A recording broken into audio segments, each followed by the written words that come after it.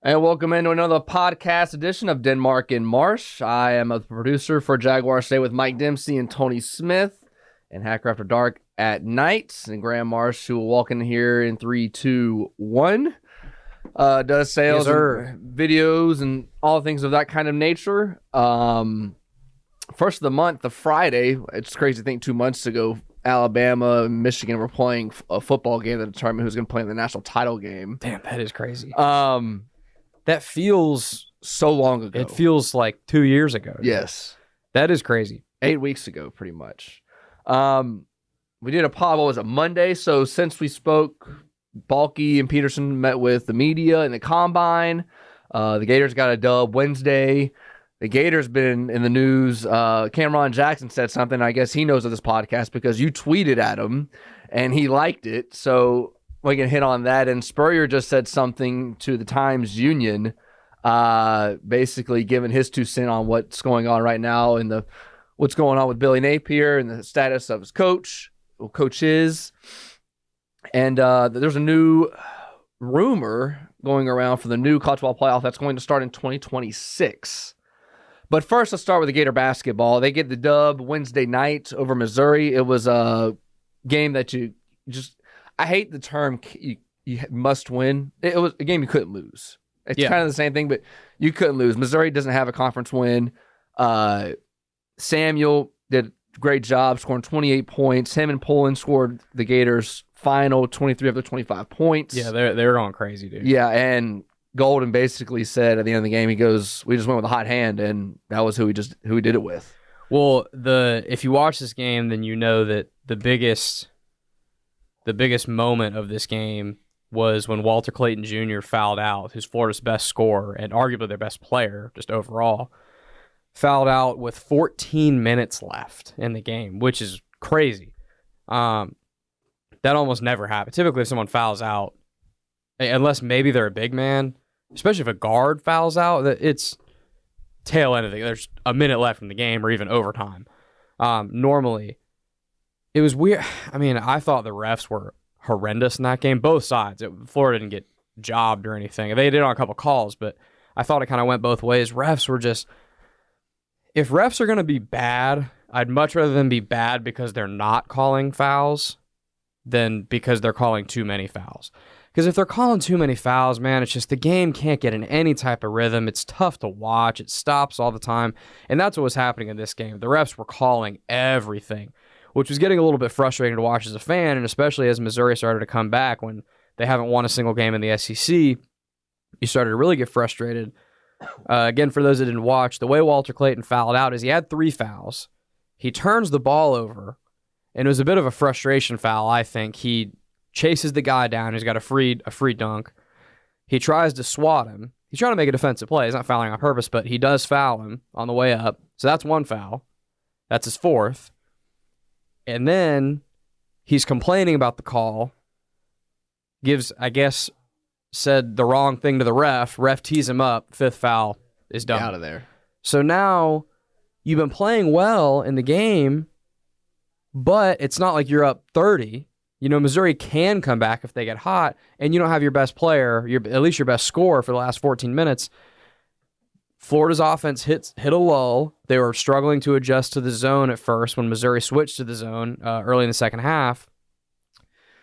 And then it was like, I think Missouri got within 1, or they maybe even tied it. And it was like, and they had all the momentum. It was like, oh my God, like Florida's going to give Missouri their first SEC win. Like Florida's gotten all this momentum, winning these games and competing in these games against good teams. Now they're going to really take the wind out of their sails by losing this one.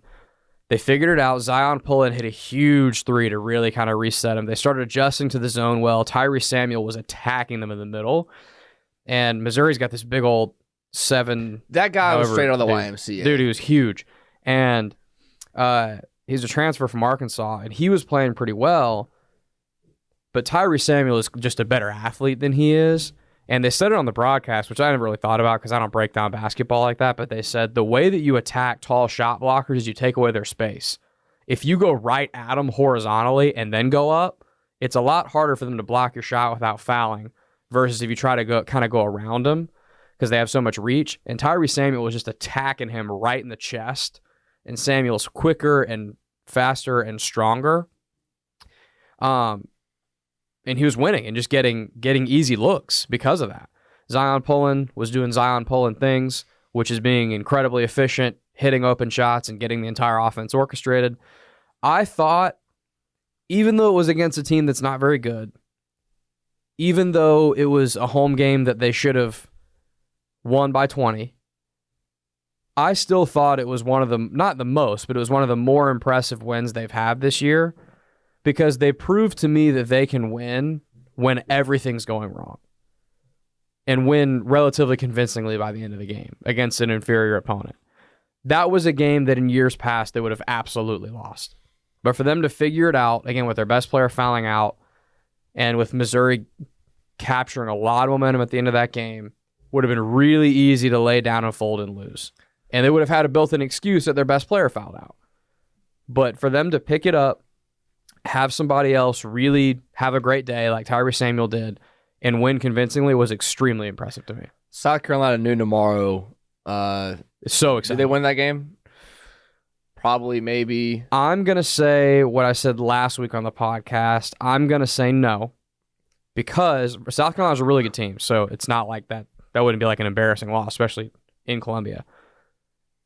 I think that there's a potential for this game to be a little bit of a look-ahead game, a little bit of a trap game for Florida, even though South Carolina is really good and ranked high, because Florida gets Alabama in Gainesville next week. And I'm not inside the minds of the players, obviously, but if I had to guess, just human nature, the way that the game in Tuscaloosa ended a couple weeks back, when Florida really arguably should have won that game against one of the best teams, if not the best team in the SEC, Florida, right after that game in Tuscaloosa against Alabama a couple weeks ago, had to be saying, like, man, we're going to get him in Gainesville. We're going to get him in Gainesville, and be really excited about that. And this South Carolina game is a really good team right before that game on the road.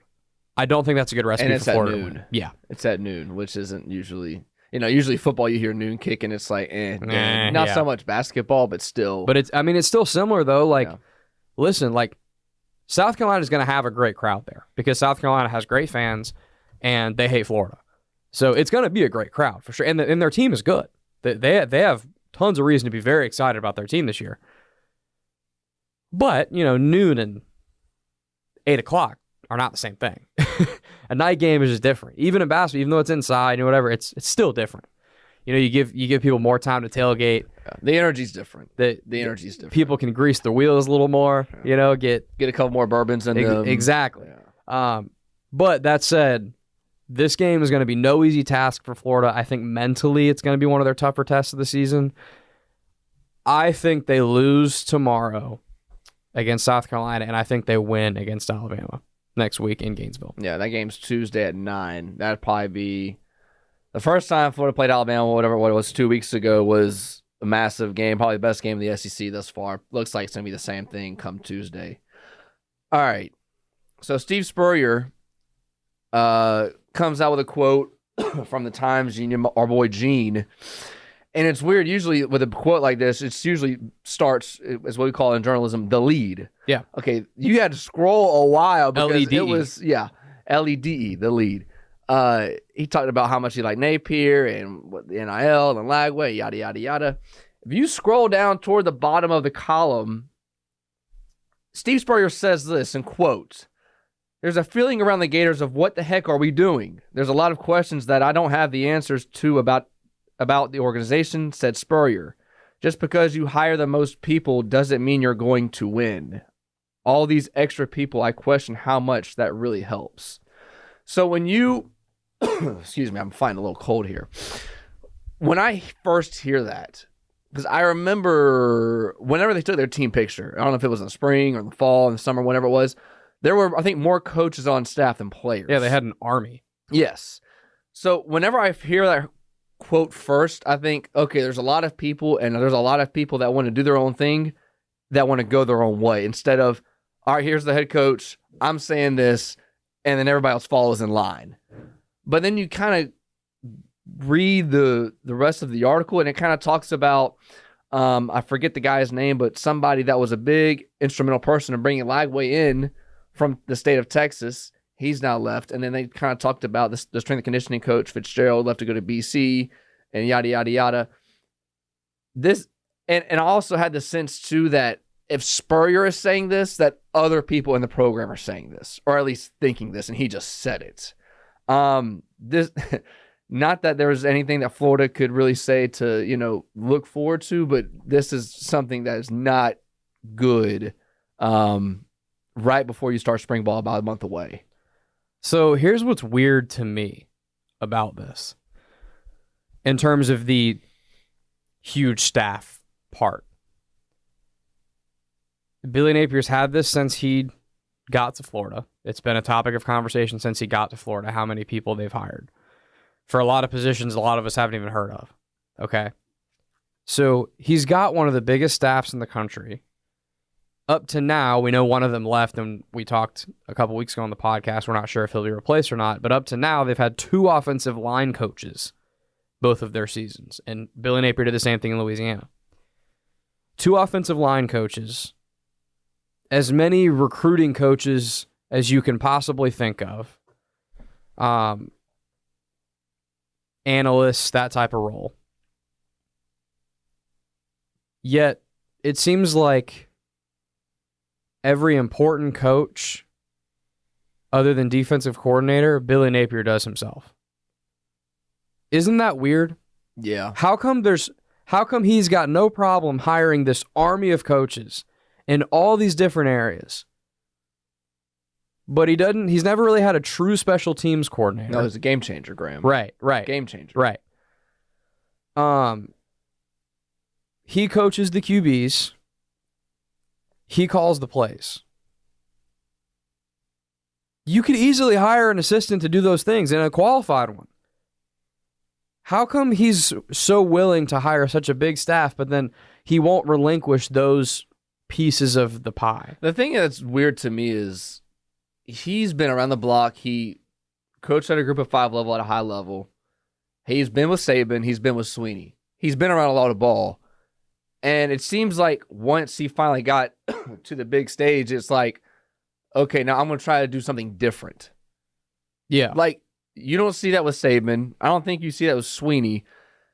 And a thing with being a head coach, like, you have so much on your plate that you have to deal with, just with recruiting and how you manage a game and how you manage your timeouts and just that aspect. And then you add another component of running the offense. Those are 2 ginormous things that, okay, it's cool if you can do it, but if you're going to do that, you better be good at it. And, like, I know you do a lot of these podcasts with Denny and Hacker and all of them, and he's been 2 years in, and he's still going to call plays. So he's basically dying on the sword that he came in with. Because if it's his year 3 and this is, okay, put up or shut up time, I'm going to do everything I can because I put myself in this situation, it feels like. And again, it's just crazy that, you just said it. It puts a tremendous amount on one guy's plate as a head coach. It doesn't matter how good you are. That's a ton for one person to handle. Okay? It doesn't matter. It doesn't matter if you're the greatest college football coach of all time. There's 24 hours in a day to get things done, right? And on game day, you're one guy still. No matter how qualified you are, no matter how good you are, you're one guy to figure out all this stuff. And a lot of Gator fans have gotten the sense that Billy Napier has too much on his own plate to make sure that all the overall things are taken care of. And he can't necessarily micromanage everything because he's too busy in the weeds of developing the game plan, calling the plays, managing timeouts, clock management, all the stuff you just said. Again, it's just odd that he will die on the sword, like you just said, to take on all that responsibility himself and not delegate any of that. Yet he'll hire like the biggest staff in America. Those 2 things don't seem to go hand in hand. It seems like someone who would be willing to hire a gigantic staff would be willing to trust his staff to make important decisions. Offensively, no one makes important decisions on this football team besides Billy Napier. He's the only coach that does anything important. Right? I know Billy Gonzalez coached the receivers and all that, and that's great. There is one guy on game day that's really truthfully masterminding the offense. It's Billy Napier. He's the only one. There's not an offensive coordinator he talks to that really has any input of consequence. So I think that kind of gets back to, coming full circle, what Steve Spurrier is talking about. Okay, Steve Spurrier is one of the greatest offensive minds in the history of college football, correct? Was, yes. He called plays. He did clock management. He did all that stuff. And then he oversaw everything else. So if anybody knows how this needs to work, it's Steve Spurrier. So if he's questioning this, like you said earlier, he's not the only person that's thinking this or seeing this or saying this or whatever.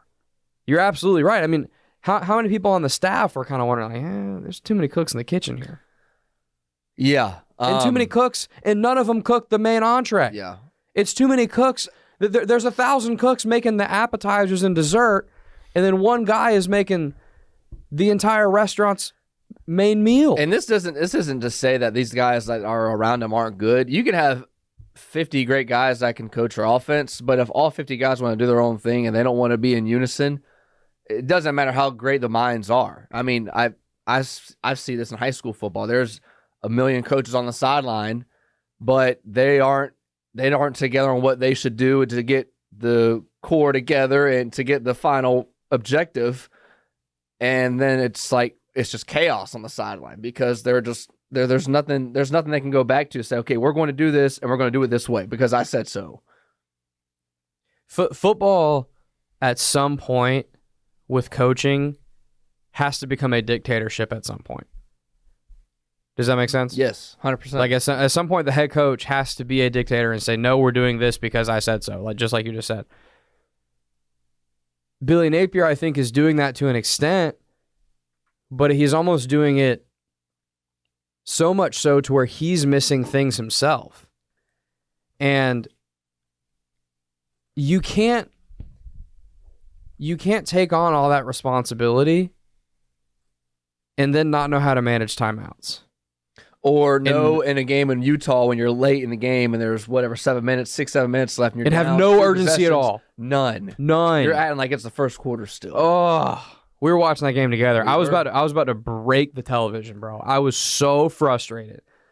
Like, what are you doing? Snap the ball.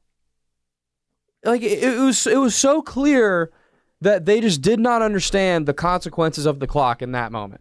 It was so clear they didn't understand. They either didn't understand or they were just cool with losing. Because why would you have a drive take up that much time? It makes no sense. You aren't aware of the situation. That's what it feels like to me. And it's indicative of someone that is taking on too much and has too much on their plate. Billy Napier could cut 15 people off of his staff, but then hire a true offensive coordinator that actually calls plays and let Billy Napier oversee all the details and the bigger things and making sure there's not two number threes on special teams or too many men on the field or having the field goal unit run onto the field too soon. You could have Billy Napier make sure none of that stuff happens, and he can hire someone that in his mind is qualified to run the offense. That's a GA's job or a co-coordinator's job to make sure those little details don't affect you. And if he hired one person to call the plays and manage the offense in that way, that one person would do more heavy lifting than, again, like 15 staffers he's got right now that are basically just there in name to do what? Go recruit, I guess, which is great. I mean, they're recruiting well. I like that aspect, but on Saturdays, you got to know when to call timeouts, man. You got to know when to run tempo. Everything's situational. You got to have your guys that are on the field organized enough to get lined up and snap the ball. Like, if those little things continue to be a problem, if those things are a problem this season, I can guarantee you he will not be the coach a year from today. Guarantee it. 100%. I don't care if they are better. Because if those are they might be better. They might be better talent-wise than they were last season. It remains to be seen. It depends on how much the young guys develop and all that. Even if they are better, if those issues are still issues, with their schedule being as hard as it is, they're not going to win 6 games. No shot. You're telling me you can't get lined up, but you expect to beat Tennessee? Miami, UCF, And these are the coin flip games. We're not even getting to Georgia, Texas, Georgia, LSU. Yeah. I mean, you cannot beat yourself. And they beat themselves far too often last year, and I think that reflects itself on the field exactly what Spurrier's saying. So, do you see what the new college football playoff is supposed to look like in 2026? I did vaguely, but if you can go through it and say the details so we can make sure we have it. So, this season and next season, 24 and 25, the model is going to be 5 automatic bids, your SEC, ACC, Big 10, Big 12, and a group of 5 plus 7 at large. That's for 24 and 25. For 26 through 31, it's not official. There's been rumblings. There's been reports by Ross Dellinger and a few others on a 14-team playoff. They're trying to make it like the NFL pretty much. You get 2 byes, and then the rest of y'all play. The SEC and the Big 10 are trying to get 3 automatic bids, so that's 6. The ACC is trying to get 2. The Big 12 is trying to get 2. And then the group of 5 is trying to get an automatic bid. So if you do that math, that's 11 automatic bids with 3 at large. Now, you also have Notre Dame. Matt said it's not guaranteed. Matt Hayes. Yes, yes, thank you. That if Notre Dame is ranked in the top 12, that pretty much guarantees that they're going to be in the playoff. So I think that would supplement maybe the group of 5. It's not official. My whole point is this is dumb. Like, correct. Last night, I ate banana pudding for dinner. You need 1 bowl of banana pudding. What? I ate 3 bowls of it, and that was too much. What? It's too much. This is way too much. Wait, did you actually eat banana pudding for dinner? Yes, I did. I got a whole bowl, and I just ate it for like 10 minutes. You just slipped that in there like we weren't. Nothing. I live the life of a bachelor. You had banana pudding for dinner. Yeah. And that's why the college football playoff it's too much. expanding too much. It's too much. This is dumb. I looked at this yesterday and I said, this is dumb. This is not making the game better. I just did not expect that to be the next thing to come out of your mouth. You were like, this is too much playoff expansion. I had banana pudding for like 1 bowl of banana pudding is good, not 3. And I pay the consequences for it. Right. I didn't mean for it to go off the rails like that, but we're getting carried away with it. Is your point? Yes, I agree. The whole I think you're really running a dangerous game when you start jockeying for a different amount of automatic bids for what we currently consider to be power conferences, because we talked about this last week when we were kind of debating this year with the Florida State and Bama thing and all that. We talked about this some. We all understand the Big Ten and the SEC are the best conferences. We all get that.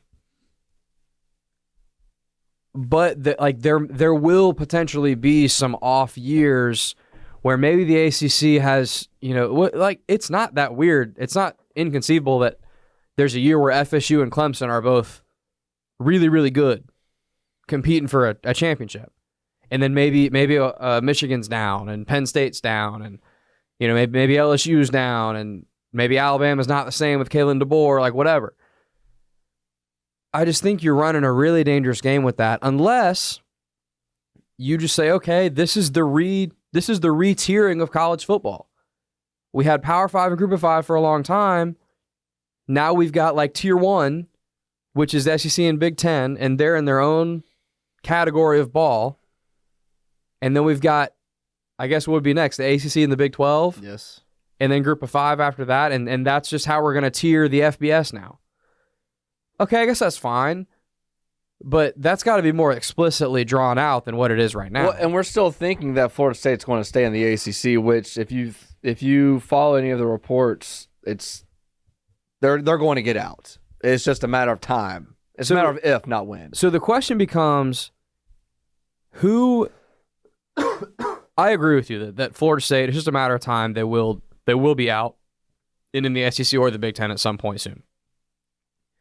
So the question becomes after that, assuming Florida State will be out, who are the remaining schools that are not currently in the Big Ten or the SEC that belong still in the top tier of college football. Notre Dame's kind of weird. They're kind of their own thing.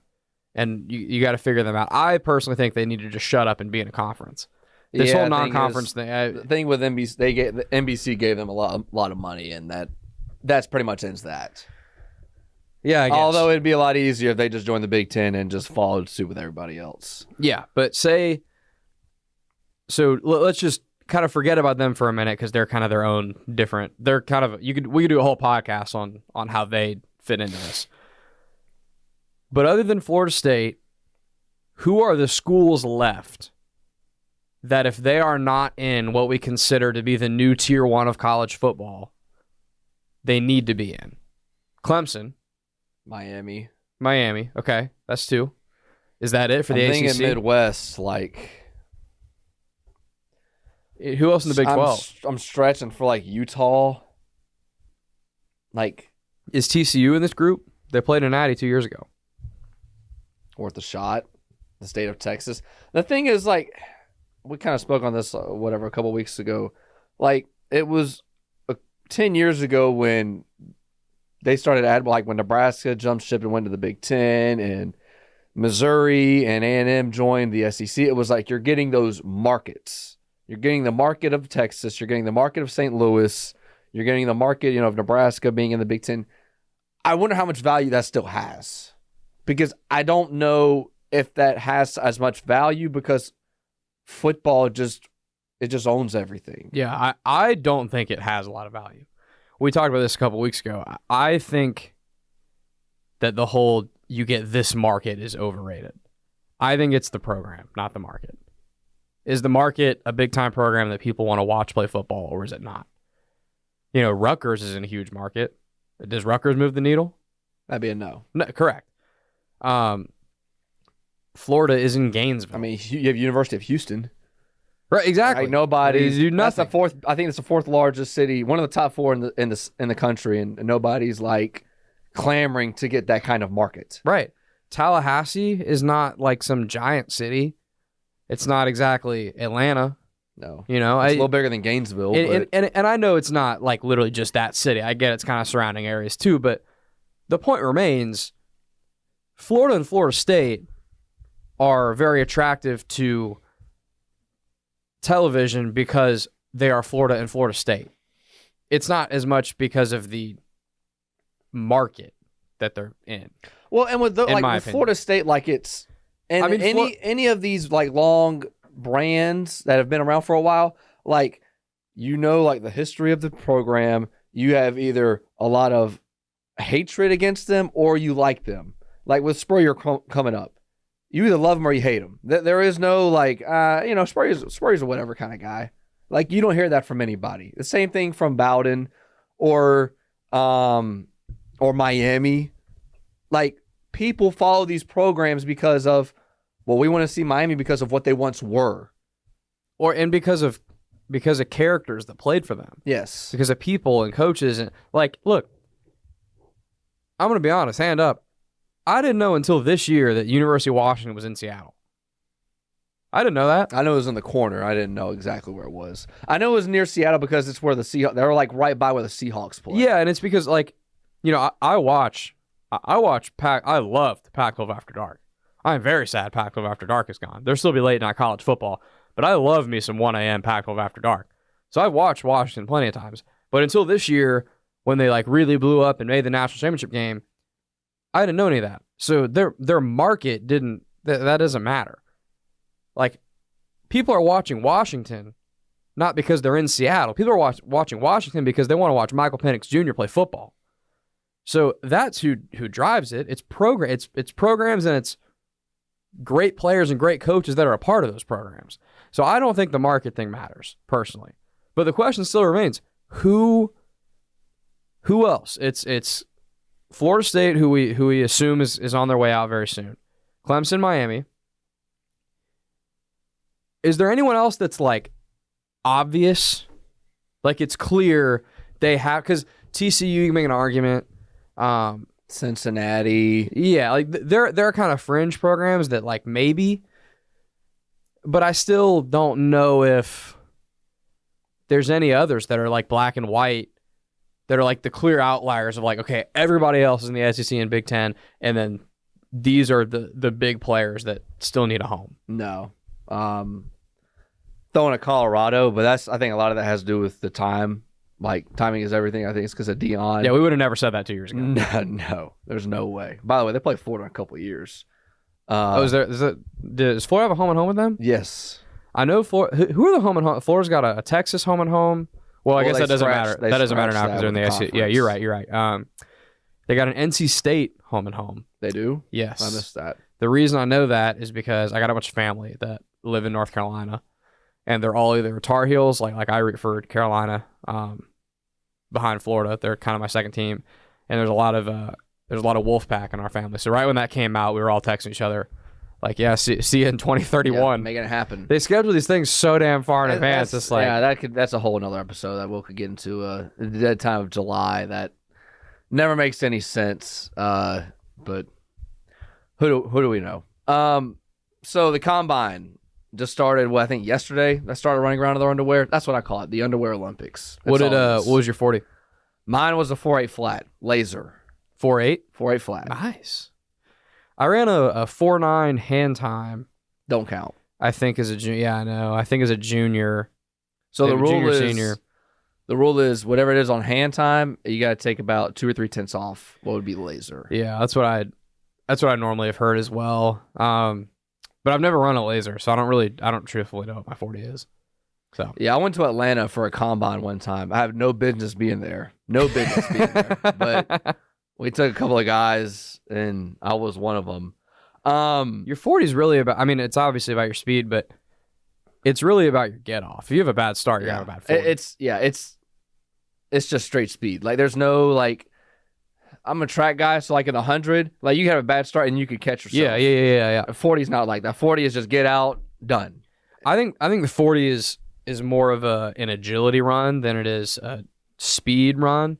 I think the 100 is the perfect like test of speed, because like your ability to hawk down someone in front of you that's makeup speed. Like that's speed when you're really at top. So you run further at top speed versus the 40. You only get 10, 15 yards at top speed. Do you put a lot of stock in the 40s at the combine? Not really.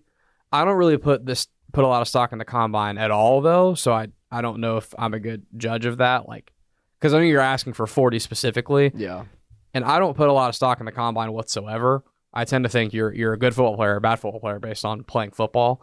But the only time I take some stock in it is it's a little bit of give and take. So like if you hear, there's a big like possession wide receiver, okay, and the book on him is it doesn't separate super well, but 50-50 balls are really 75-25 balls for this guy. That's what they do, right? And then at the combine, you expect them to run like a 4.7, but they run like a 4.5. Okay, I think that will like notch them up a little bit for me. Nothing crazy. It doesn't mean if I think they're the fourth best receiver, they're now the first.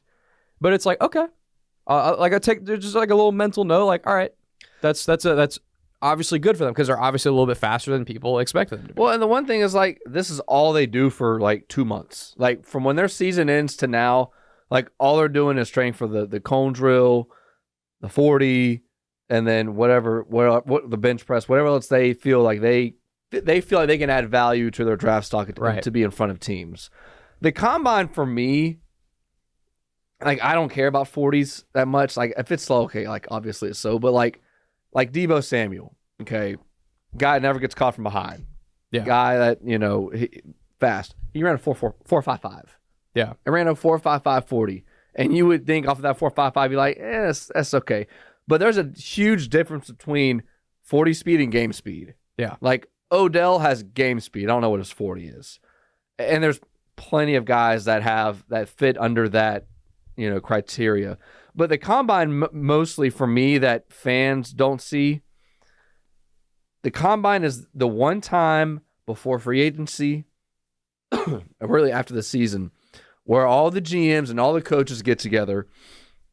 And yes, they talk on the phone. They might text and they might get on the phone, but this is where the major things happen. This is where the Justin Fields trade is going to happen. You're getting in serious talks in the hotel rooms. This is where the Russell Wilson trade happens. Like, all the information, like, I would assume that 75 to 80% of what they have a good idea of what teams are in play and what they want in return for those trades.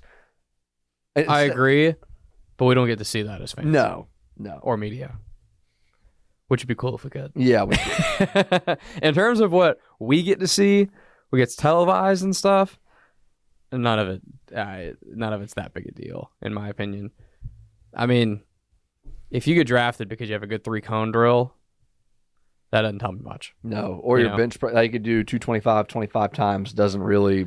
But in terms of what you're saying, in terms of the conversations and the handshakes that happen at the combine, that, again, we don't see, I do agree with you that has a lot of consequence because, yeah, just like you said, free agency's not far away. The cap window, or the tag window has already opened. The draft is not that far away. So you start to figure out that type of stuff. Smoke screens kind of start to get built a little bit. We haven't really talked much Jags in regards to the combine yet, but speaking of smoke screen, I kind of wanted to get your opinion. Kind of the overwhelming thought after Doug Peterson and Trent Baalke spoke at the beginning of this week was that they're taking a corner at 17. They were outspoken about how much they need a corner. It's no secret how much that position is needed. Do you think that's real? Do you think they are going to take a corner 17? Do you think that's a little smoke screen, some politicking? What's your take on that? I wouldn't say smoke screen. I would say there's truth to it. Because we said last week, we both said we don't think they would take a corner at 17. And now it seems like they are going to take a corner at 17, at least what they've said publicly. I think they'll take a corner. If they don't get one in free agency, they'll get one early in the draft. I just don't know when. I don't know if they're going to take it at 17.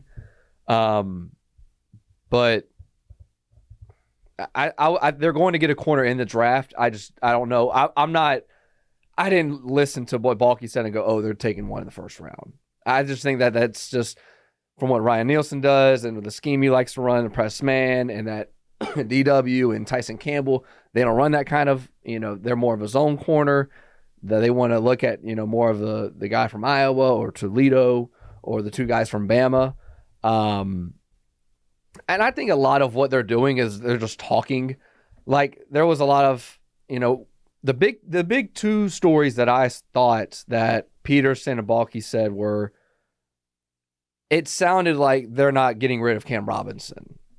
I'm not taking that as truth. I just think they're talking and he's under contract. You're not going to badmouth somebody that is still under contract that may still play for you down the season. Or, more importantly, let the entire NFL community know that you're going to probably need a tackle come draft time. Right, then his value goes down and right.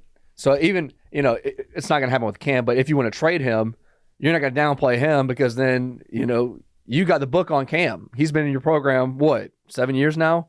You know him inside and out. And again, if you're picking at 17, if you have let Cam walk and there's a tackle, and if everybody knows you're going to let Cam walk, okay? Everybody knows he's not going to be on your team. And there's a tackle that you really want. He's really high on your board at 15.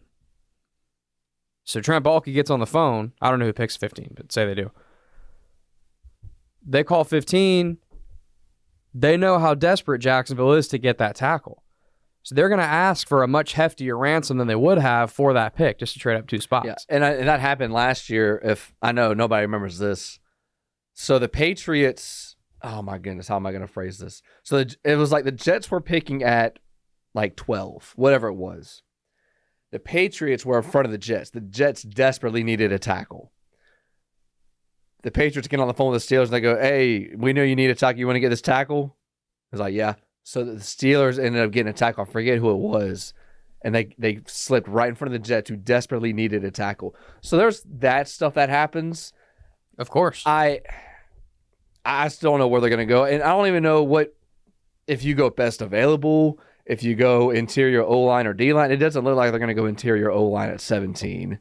It would either be D-line, receiver, or DB. One of those three at 17. So with the whole corner thing, I didn't realize this, so I wanted to look it up to see kind of what this was going to look like. For 2024, Darius Williams. If you cut Darius Williams, you save $11 million. I didn't know that. His cap hit this year is 11.5. His dead cap is only $500,000. So you'd be able to cut him and save that much money. So is that why they want to draft a corner? Because we talked about last week something that would make it tough if you did draft corners. If you draft a corner in the first round, that guy's got to play outside. You're not drafting a nickel corner in the first round, okay? Darius Williams struggled on the inside a few years back. He's been outside since, and he's played much better. So Darius Williams needs to stay outside if he's on this team. Tyson Campbell, you would imagine, needs to stay outside if he's on this team, which he is going to be. You know Tyson Campbell's going to be here next year. So, do you think they would plan on getting rid of Darius Williams if they drafted a corner at 17, replacing a much cheaper player at that position at outside, and then maybe, I don't know, maybe you keep Trey Herndon around to play nickel. Or maybe you see what Greg Jr.'s got this year, or I don't know how you would figure out nickel at that point, but I think there's a couple different ways you could go that would be just fine. We both think, based on our conversation last week, Rayshon Jenkins probably won't be here next year, and Antonio Johnson too good. So Antonio Johnson played some nickel last year, but you believe he's going to assume one of your starting safety roles. I didn't realize you'd save that much money with Darius Williams.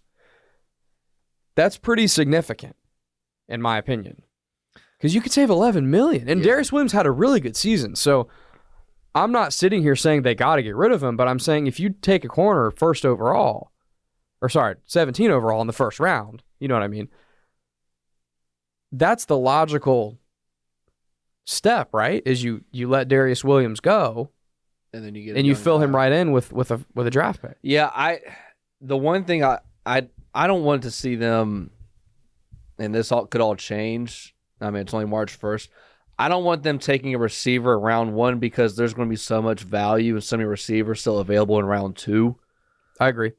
You want that first round pick to be your cemented guy that's going to be here 7-8 years in the franchise. And then you also have to consider, okay, what's the drop off if I don't take this position now? You know, do I still get the same value in the second or even in the third round? Because we all know the Jags needs, which is interior O-line, interior D-line, you get a corner, and possibly another receiver, depending on what happens with Zay Jones and Calvin Ridley. Colin Cowherd talks about this all the time in the draft. It's the theory that there are certain positions in football where it's like a 7-footer in basketball. There's just only so many human beings that can do this position well, right? There's only so many great tackles, okay? Because there's only so many human beings on the planet that are that big and can move that well, right? There's just not a lot of them. So when there's great tackles early in the draft, you got to take them, because typically later on, the guys you're getting are going to have significant weak points in their game. They're going to either be slow or undersized or what have you. Versus positions like corner, there's usually a lot of great corners you can get later in the draft. I mean, look at Monteric Brown. Monteric Brown was a 7th-round pick for the Jags 2 years ago. When Tyson Campbell went out, he played really well. He was the dude. He was good. Yeah. And receiver is very similar. And that's not to say you never take one early, especially if there's a guy that you're really in love with and it's a position that you need. But unless it's just a dire need, which I don't think it is at corner, do you take one in the first round? It was just kind of interesting to me how outspoken they were about how big of a need that was. Like Trent Baalke specifically said, it's no secret how big of a need that is for us. It's no secret how big of a need interior offensive line is for you, or how big of a need interior defensive line is for you, or those positions. There's a lot of people that if you just went straight up to them that watch the Jaguars every week and said, is corner a desperate need? They'd say no. So it was just interesting to me. It makes me think that it really makes me think that they really like the corners on the board about where they're going to pick. Yeah, there's four really good ones. So right as they were wrapping up XL Prime Time today, Matt Hayes threw this out, and I didn't even think about this. So remember last year, at the end of the season, after the Jags lost to the Chiefs in the playoffs, it was got to get pass rush, got to get pass rush. They did nothing in the pass rush, did nothing in free agency. You got Tyler Lacey, you got your C. Abdullah, didn't do much. They didn't contribute from the draft. But Caleb Von Chason was out there getting cardio. He was. Yeah. They talked about this offensive line, and I spoke on Monday, I think it was. In order to have a good offensive line, yes, you have to have traits of continuity. All the good offensive lines have played multiple games together. And I don't know if you saw, Doug Peterson said that Cam Robinson, Ezra Cleveland, Fortner, Sheriff, and Walker Little only played one game together. And that was at the end of the season. Yeah, sorry, Anton. Yeah. They only played one game together. Does that seem like they're fine with where they are, or? Yes, it does to me, which is concerning. I took the set. Sorry to cut you off. No, you're good. But I think I know where you're going. Yes. Because it seems like the pass rush last year was like the fans were screaming it. Pass rush, you got to get it. And then Balky is just whatever. Right now it's O-line. And now it's like, okay, like you won the combine and you're kind of saying that, oh, you're fine. And Fortner's the guy. And, Anton's fine. They both spoke positive on Cam Robinson. And again, I'm not someone that's saying like, I don't take that what they said as 100% fact. I think they're just saying that just to say the right thing because he still may be on the team. You can't bury him. I believe we spoke about this a little bit last week. I know that Tommy Mack and I talked about this some when we were kind of breaking down what they said on Tuesday. You're absolutely right that coaches and GMs are never going to bury their guys. But you can read between the lines and you can tell guys that they like and guys that they don't based on certain buzzwords that they say. When they say stuff like development, still developing, experience, that type of thing, that tells you that they like that player and they're going to keep playing them. They say that type of stuff with Luke Fortner all the time. When they say things like, competition is always good. We can add depth to that room. You can never have enough good players at this position. Those buzzwords and stereotypical phrases are that's their kind way of saying, yeah, we're going to make a move here. Or we like this guy, we're riding with him. In my opinion. Does Doug Peterson take over play calling? I think yes. I think so too. The vibe I got from him was a little bit surprising. I think that he was, without throwing Press Taylor under the bus, first of all, I think he kind of threw Mike Caldwell under the bus a little bit. He was basically saying he couldn't call plays because he had to focus on other stuff. He basically was saying that he didn't call plays because he was pulling the anti-Billy Napier. Where Billy Napier a lot of times can't oversee other things because he's too in the weeds of the offense. It sounds to me like Doug did the opposite, doesn't it? Yeah, it felt like he had to put his nose in the defensive meeting rooms too much and he couldn't focus much on the offense. That's what it sounded like to me. Now listen, I don't know how fair that is because it's real easy to bury the guy you just fired. It's real easy to, once you let go of somebody after they've been gone for a couple weeks and then you get asked about it in media, be like, yeah, well, really that side of the ball was why we struggled. It's definitely a way to pass blame. I thought he was passing a little blame there, which is fine. It makes more sense to do that than sit up there and say, yeah, Press Taylor sucks at calling plays, so I'm going to take it back over. And I think probably the reality is I think both are a little bit true. I think Doug may have been a little bit underwhelmed with press at times calling plays. And I think also him talking about needing to pay more attention to other areas of the football team might also be true. We look for, in the media and fans, we look for black and white answers, and it's never that. It's typically some gray, and there's a little bit of this, a little bit of that adds up to the sum of what happened. But all that to say, I do believe that Doug is going to be the play caller at some point. I don't think he'll ever say he's calling plays, but I think he'll be the one calling plays, and he'll say it's a, what's the word he uses with press? It's a collaboration. Yeah. Not collaboration, but something along those lines that'll be happening. Remember Trent Baalke and Irvin used to always say alignment? Alignment. We're always going to be in alignment. You know, there's a new football term that they've been using. It's called the runway. Like what? So we got physicality from a couple of years ago. Yeah. I love saying that word, physicality. And then now it's the runway. You know what I like is when you're evaluating a draft prospect, saying a guy is a gamer. I love saying that. Yeah, that's basically saying I can't point to a specific trait, but I know he can play ball well. But I watch him play football, and I think he's good at the football playing that he does. All right. What's the last thing you wanted to throw out before? Yeah, we got another surprise topic. All right. We need to keep these going. So I got a question for you, and it dates back to last weekend.